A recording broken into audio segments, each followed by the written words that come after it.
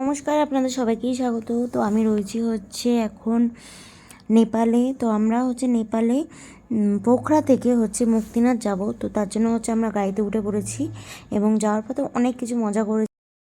এই ভিডিওটি আপনি আমার পেজে দেখতে পারবেন, ছাড়া রয়েছে, অবশ্যই গিয়ে দেখতে পারেন, খুব ভালো লাগবে। আমরা খুব মজা করছি।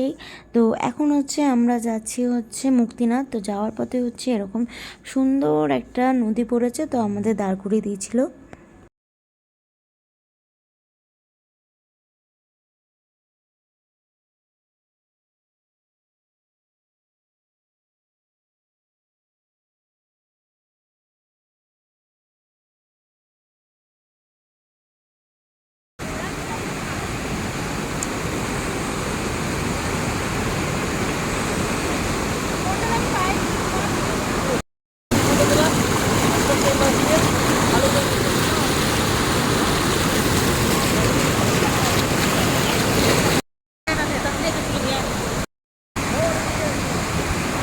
দাঁড়া দাঁড়া দাঁড়া।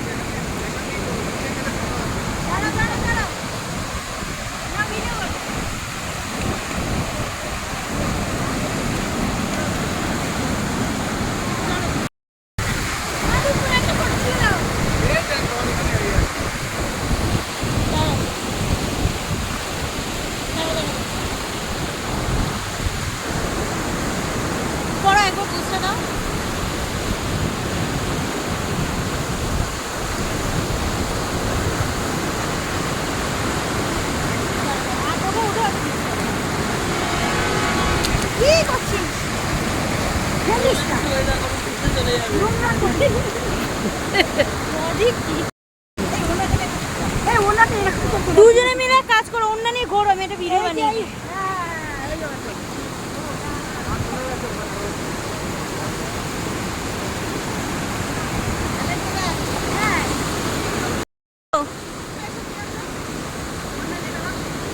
চলো, ডাকছে কিন্তু।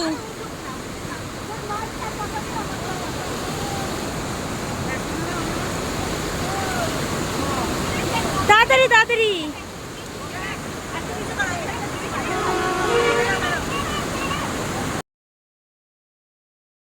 হচ্ছে ফটো ভিডিও করে নিচ্ছিলাম, আর জায়গাটা এত সুন্দর, এত ভালো লাগছিল, মানে কি বলবো। আমাদের তো বাসের ড্রাইভাররা হর্ন বাজিয়ে বাজিয়ে মানে বিরক্ত হয়ে যাচ্ছে, যে কেউ উঠতেই চাইছে না। এখন এতটা ভালো লাগছিলো, আর এখন ঠান্ডা ঠান্ডা জলের মধ্যে পা দিতে তো মানে আরোই ভালো লাগছিলো। আর এত সুন্দর দৃশ্য, মনে ছেড়ে যেতে ইচ্ছা করছিলো, মনে হচ্ছিলো না এখানেই বসে থাকি। কিন্তু এখানে একটা জিনিস দেখেছেন, নদীর জলগুলো না কেমন কালো টাইপের, মানে আমাদের ওখানে নদীর জলগুলো যেমন অনেক জায়গায় দেখেছি আমি, মানে পরিষ্কার হয়, এখানটা যেমন কালো ছিল। যাই হোক।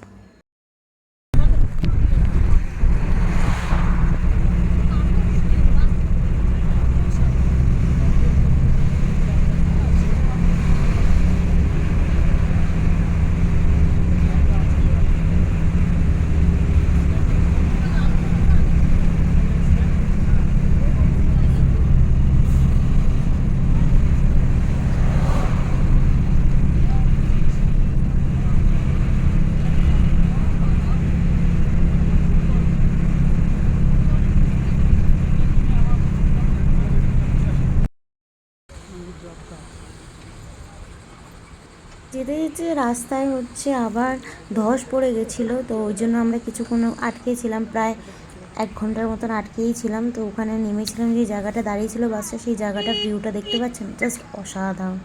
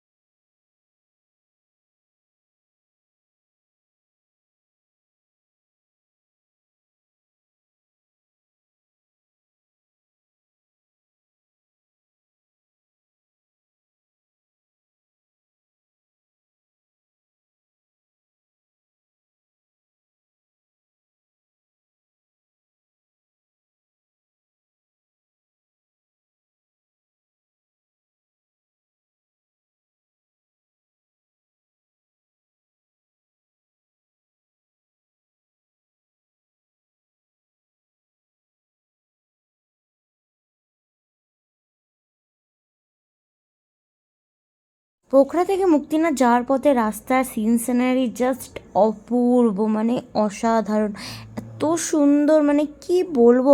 আমার তো মনে হচ্ছিল শুধু দেখে যাই, শুধু ভিডিও করে যাই, শুধু ফটো তুলে যাই, কিন্তু কত আর করবো, সব করে কত আমার এত ফটো ভিডিও করেছি, মানে আমার স্টোরেজ ফুলও হয়ে গেছে। যাই হোক, তো দেখতেই পাচ্ছেন রাস্তাগুলো অসাধারণ সুন্দর, আর পাহাড়, তারপর কুয়াশায় ঢাকা, আর মাঝে মাঝে রোদ পড়ছে, ওর মধ্যে দিয়ে হচ্ছে বরফের পাহাড়টা চকচক করছে, মানে দৃশ্যটা অসাধারণ। তারপর মাঝখান দিয়ে নদী বয়ে যাচ্ছে, তারপর আবার দুই পাশে হচ্ছে গাছ দেখা যাচ্ছে, আবার কোনায় ফাঁক দিয়ে হচ্ছে একটু হালকা হয়তো সাদা বরফের পাহাড়টা বেরিয়ে এসছে, আবার দেখছি পরপর থাক থাক অনেকগুলো পাহাড়, মাঝখান দিয়ে নদী আর ব্রিজ যাচ্ছে, মানে কি বলবো, এক কথায় অসাধারণ অসাধারণ অসাধারণ, মানে এত সুন্দর লাগবে আমি কোনোদিন কল্পনাও করিনি যে এত সুন্দর লাগতে পারে, এত ভালো লাগে। যেন মনে হচ্ছিল কেউ যেন এঁকে রেখে দিয়েছে, এই সিনারিগুলো যেন কেউ এঁকে রেখে দিয়েছে নিজের হাতে, এতটা সুন্দর, মানে সত্যি এতটা সুন্দর কি করে হয় ভগবানই জানে। তার মধ্যে বৃষ্টি পড়ছিল, তার মধ্যে সবুজ আরও যেন ফুটে উঠছিল বৃষ্টির জন্য। যাই হোক, তো এরকম সুন্দর দৃশ্য দেখতে দেখতে আমরা চলে যাচ্ছি আমাদের গন্তব্যস্থল, সেটা হচ্ছে মুক্তিনাথ।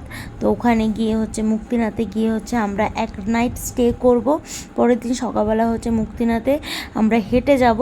ওখানে কিন্তু ডুলি, ঘোড়া অনেক কিছুই পাওয়া যায়, কিন্তু আমরা প্রেফার করেছি হেঁটেই যাওয়াটা। ওখানে 400টার মতন সিঁড়ি আছে, 400টা সিঁড়ি দিয়ে হেঁটে উঠে তারপর হচ্ছে আমরা ওখানে 108টি যে জল পড়ছে ধারা, সেই ধারায় হচ্ছে স্নান করে কুঞ্জে ডুব দেবো, তারপর ঠাকুর দর্শন করব। তো সেই সব ভিডিও আপনারা দেখতে পারবেন আমার পরের ভিডিওতে। তো অবশ্যই তার জন্য আমাকে ফলো করে রাখবেন, মানে আমার চ্যানেলটি, মানে আমার ফেসবুক পেজটি ফলো করে রাখবেন। আর দেখতেই পাচ্ছেন দৃশ্যগুলো জাস্ট অসাধারণ। এই মাঝখানে আবার এই ব্রিজগুলো জাস্ট অসাধারণ। এই ব্রিজগুলো পাহাড়ের, দুটো পাহাড়ের উপর দিয়ে কীভাবে যেন বানানো, এবং কি সুন্দর মানুষ যাতায়াত করছে, কোনো ভয় লাগছে না। আমার তো দেখেই ভয় লাগছিল, মানে এরকম ব্রিজ দিয়ে এরা চলাচল করছে। আমাদের ইন্ডিয়া আমি এরকম ব্রিজ দেখিনি, সত্যি কথা এরকম ব্রিজ আমি দেখিনি। খুব মানে দেখলেও খুব রিক্সের মতন ছিল, মানে এরকম যাতায়াতের জন্য অন্তত দেখিনি। আমি অনেক পাহাড়ই গেছি কিন্তু এরকম দেখিনি, কিন্তু এই জায়গা অনেক দেখেছি। উঁচু উঁচু পাহাড়ে একটা পাহাড় থেকে আরেকটা পাহাড় জোড়া লাগিয়ে দিচ্ছে এই ব্রিজগুলো। তো এই ব্রিজগুলো মানে দেখতে অসাধারণ লাগছে, কিন্তু এর মধ্যে যে যেতে গেলে খুবই ভয় লাগবে। আমরা যাইনি, কিন্তু বলছি মানে এত ভয়ানক ব্রিজ দিয়ে এরা রোজ ক্রস করে। যাই হোক, তো আর এই যে মাঝখানে দেখতে পাচ্ছেন বরফের পাহাড়টা উঁকি মারছে, এইগুলো দেখতে জাস্ট অসাধারণ লাগছে। কোনটা পাহাড় কোনটা পাহাড়, কোনটা মেঘ, কোনটা কি, কিচ্ছু বোঝা যাচ্ছে না। আর তার মধ্যে মেঘলা মেঘলা ওয়েদার, আর সাইড দিয়ে হচ্ছে কি সুন্দর হচ্ছে এরকম, মানে পাহাড়ের ঘাসগুলো দেখা যাচ্ছে, উপরে হচ্ছে মেঘে ঢাকা, তার মধ্যে মানে সামনে সবুজ পাহাড়, পেছনে হচ্ছে মেঘ, তার পেছনে আবার ছোট্ট একটা বরফের সাদা পাহাড় উঁকি মারছে। এই দৃশ্যগুলো কোথায় পাবেন আপনারাই বলুন, এত সুন্দর। আমার তো খুবই ভালো লেগেছে, আর বেশ ভালো লাগছিলো, বেশ মজা করছিলাম, গল্প করছিলাম, সব করতে করতে আমরা যাচ্ছিলাম। আর সত্যি কথা বলতে গেলে আমি বাসে উঠলেই বেশিরভাগ সময় না ঘুমিয়ে পড়ি, কিন্তু এই সময়টা যেন ঘুমাতেও ইচ্ছা করছে না, মনে হচ্ছে যেন শুধু দৃশ্যগুলো দেখে যাই, উপভোগ করে যাই, কারণ এরকম দৃশ্য আবার কবে দেখতে পারবো তার নেই কোনো ঠিক। আর এত সুন্দর জিনিসটা মানে অসাধারণ। কত ভিডিও করবো, কত ক্যামেরায় ছবি তুলবো, তাতেও মানে কম পড়ে যাচ্ছে। নিজে চোখে দেখা সেই দৃশ্য অনুভূতি, মানে সত্যি কথা বলতে বলে বোঝানো যায় না, এত ভালো লাগছে, এত সুন্দর। আমার তো খুবই ভালো লাগছে। আমরা কিন্তু মুক্তিনাথে অনেকটা সামনেই চলে আসছি, আর যতটা সামনে আসছি ততটা আস্তে আস্তে কিন্তু গাছপালাগুলো আমি দেখছিলাম কমে যাচ্ছে। কেন কমছে জানি না, বাট গাছপালাগুলো কমে যাচ্ছে। মুক্তিনাথের উপরে পাহাড়ে খুব একটা গাছপালা আমরা দেখিনি, জন্য হচ্ছে একটু নিঃশ্বাস নিতে অনেকের কষ্ট হচ্ছিল ঠিকই, কিন্তু আমাদের বেশ ভালোই লাগছিলো। আর এরকম মেঘের মধ্যে পাহাড়ে ঢাকা রাস্তাগুলো দেখে যেতে তো খুবই ভালো লাগছিলো। এই যে দেখতেই পাচ্ছেন মাঝখানে একটু একটু মেঘ, দুই পাশে কি সুন্দর পাহাড়, আর নিচে হচ্ছে এরকম নদী। তো নদীর এটাও কিন্তু শুকিয়ে গেছে, নদীটা জল নেই, কিন্তু রাস্তাগুলো দেখতে ভালো লাগছে। দুই দিকে দুটো রাস্তা চলে যাচ্ছে, একটা এদিকে একটা ওইদিকে, মানে অসাধারণ লাগছে। তার মধ্যে হচ্ছে এরকম সামনে দিয়ে যাচ্ছে ব্রিজগুলি, তার মধ্যে হচ্ছে এরকম পেছনে হচ্ছে ওটা দেখতে পাচ্ছেন, ওটা হচ্ছে আমাদেরই বাস। আর এই যে সামনে হচ্ছে কি সুন্দর মেঘে ঢাকা পাহাড় আর এরকম রাস্তা, দুর্দান্ত লাগছে। রাস্তাগুলো যে এতটা সুন্দর লাগছে মানে কি বলবো, বলে বোঝানোর মতন না। আমার তো খুবই ভালো লাগছে। তো আপনাদেরও যদি এরকম সুন্দর দৃশ্য উপভোগ করতে হয়, আপনাদেরও নেপালটা অবশ্যই আসতে হবে, আর মুক্তিনাথ তো অবশ্যই যেতে হবে। তো রাস্তার মধ্যে দিয়ে কী সুন্দর এরকম গরু যাচ্ছে আর এরকম নদী, মানে আর মানে অনেকটা যেন লাদাখে যেরকম টিভিতে দেখা যায় ওরকম ফিল লাগছিলো, মানে লাদাখ গেলে যেরকম লাগে ওরকম অনেকে ছাড়ে ছবিতে, আমি যাইনি কিন্তু দেখে পুরো মনে হচ্ছিলো ওরকম জায়গায় চলে এসেছি।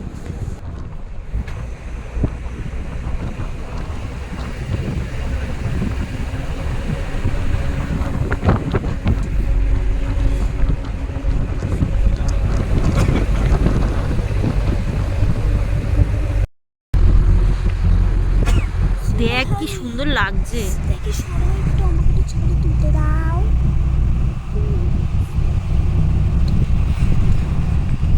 আরে ওইটা মনে হচ্ছে পশ্চিম জঙ্গল।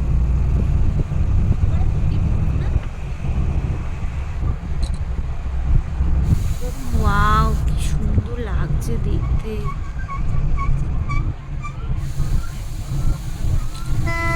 এখন আমরা যাচ্ছি হচ্ছে মুক্তিনাথ, আর রাস্তাগুলো ডেঞ্জার রাস্তা, এই রাস্তাতে বাস যাচ্ছে ভাঙাচোরা। আমরা যে কি রাস্তা দিয়ে যাচ্ছি, ওরে বাবা দুলটে দুলটে যাচ্ছে সবাই।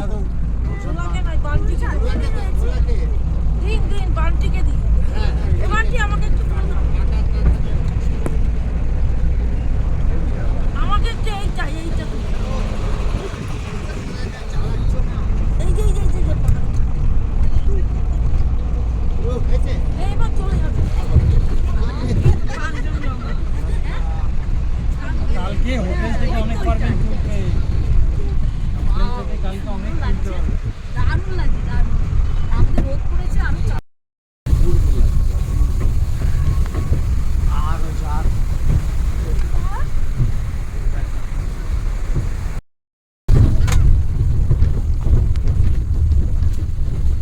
ভিডিওটা থামছে না কেন?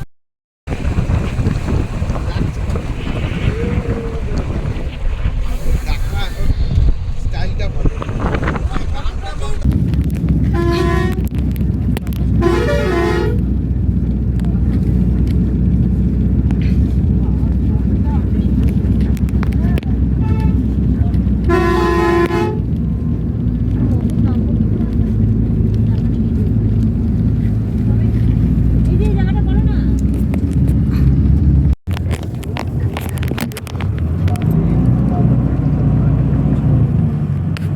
এখন কটা বাজে? এখন বাজে 7:19, আর আমরা যাচ্ছি এখন মুক্তিনাথে। এখনো আমরা হোটেলে পৌঁছালাম না। কটার সময় বেরিয়েছি? বেরালাম হচ্ছে 7:30টার মধ্যে বেরিয়ে গেছি। আর এখন আমরা পৌঁছতে পারছি না, আর পাহাড়টা কোনো কোনো গাছ নেই।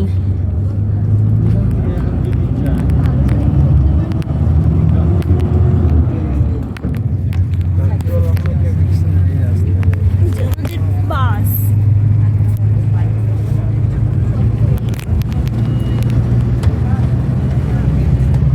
সবাই খুব ক্লান্ত হয়ে গেছে বল। এখন কি চাইছিস? হোটেলে উঠতে। ঢোকাটাই দরকার আছে এখন। আমাদের মুখগুলো ভূতের মতন হয়ে গেছে। সারাদিন ধরে আমরা বাস রানিং করে যাচ্ছি, আর বাইরে প্রচুর ঠান্ডা।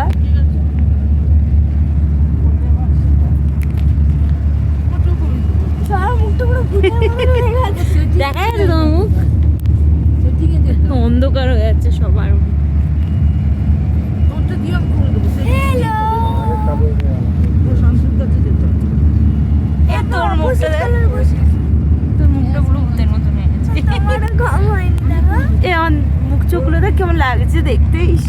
লাইটের আলোতে এইটা দেখুন, এটা ভালো। উফ, তো এই যে আমাদের মাথার উপর চাঁদ উঠে গেছে। এই এই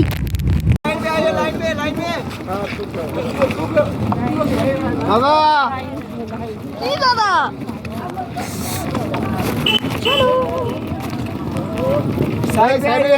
কোন সাইডে যাব? এ তো মিডিল দিয়ে নিয়ে যাচ্ছে, আমরা মিডিল দিয়েই চলছি।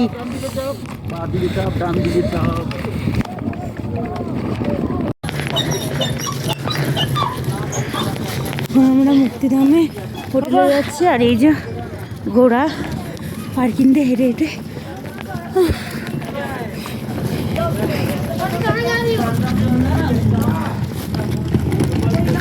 হচ্ছে গাড়ি বাস স্ট্যান্ডে ছিল, ওখান থেকে হোটেলে লাগেজ নিয়ে গেলাম। তারপর এসেই হচ্ছে খিচুড়ি আর বেগুন ভাজা আমরা গরম গরম খেয়ে নিলাম ঠান্ডার মধ্যে।